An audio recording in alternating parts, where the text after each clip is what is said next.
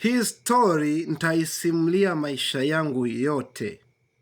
Ndicho kitu kinachonifanya mimi sasa hivi sipati stressi sana na makosa yaliyopita au makosa ambayo nimeyafanya miaka iliyopita, ambayo nabaki najilaumu leo kwamba why.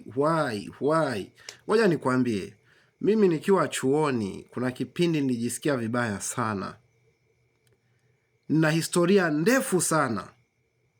Nilijisikia vibaya sana, nikaona nimekosea sana yani katika maisha, yani kuna mahali nilikosea, nisingekosea pale, kuna mahali ningekuwa sasa hivi.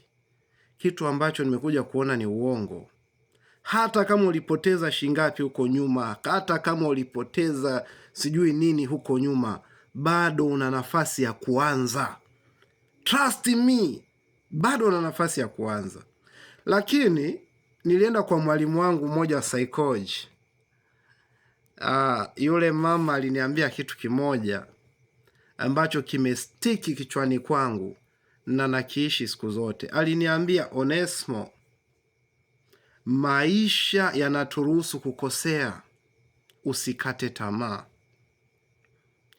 Yaani maisha haya yanaturuhusu kukosea. Sio kwa sababu sijui ilikuwaje, no, maisha yanaturuhusu kukosea. Maisha yanaturuhusu kukataliwa. Maisha yanaturuhusu kupendwa. Usikate tamaa. Una nafasi ya kuanza upya. Una kila sababu ya kuanza upya. Lakini mtangulize Mwenyezi Mungu katika kila kitu.